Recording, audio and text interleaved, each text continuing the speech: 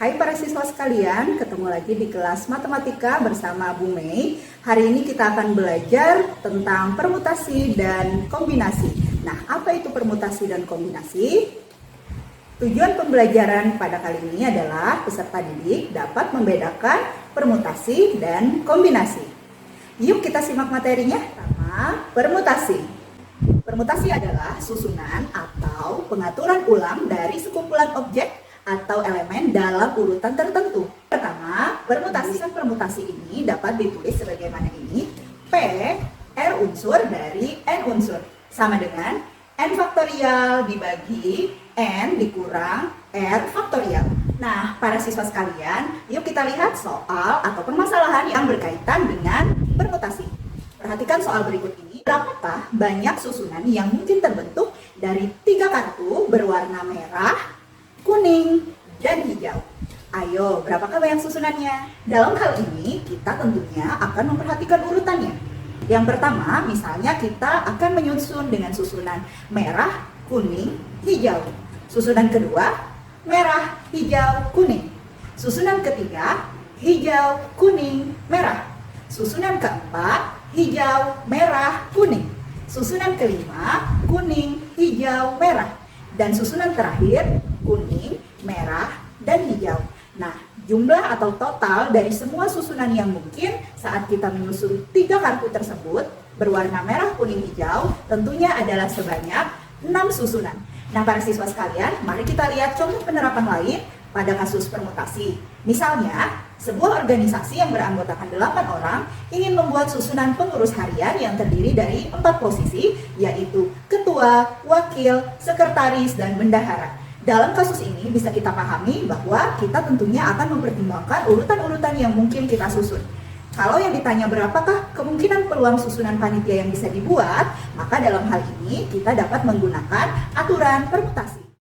Jumlah keseluruhan unsur yang tersedia atau N adalah 8. Jumlah sebagian unsur yang dipilih atau R sama dengan 4.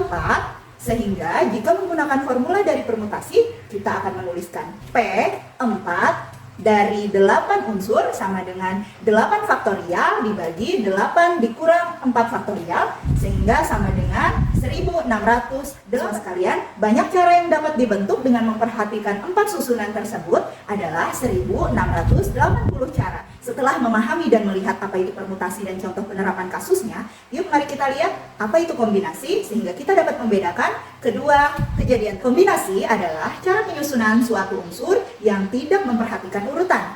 Dalam penulisannya, kombinasi ditulis sebagai berikut. C, R unsur dari N unsur sama dengan N faktorial dibagi R dikali N dikurang R faktorialnya. Para siswa masih ingat dong contoh kasus tentang 3 kartu, yaitu kartu merah, kuning, dan hijau yang tersedia pada contoh sebelumnya.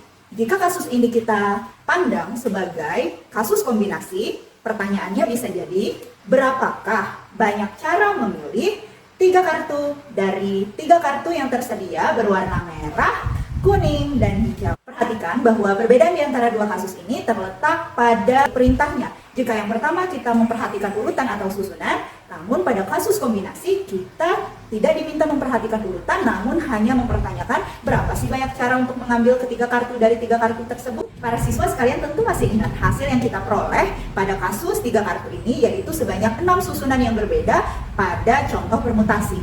Nah, sedangkan jika kita menyelesaikannya dan memandang soal ini dalam suatu kasus kombinasi di mana urutan tidak diperhatikan, maka kartu merah, kuning, hijau akan sama dengan hijau, merah, kuning, akan sama dengan kuning, hijau, merah, akan sama dengan merah, hijau, kuning, akan sama dengan hijau, kuning, merah, dan akan sama dengan kuning, merah, dan hijau. Sehingga 6 susunan ini tentunya tidak ada perbedaan. 6 susunan itu karena kita tidak memperhatikan urutan, maka dipandang hanya 1 cara pengambilan.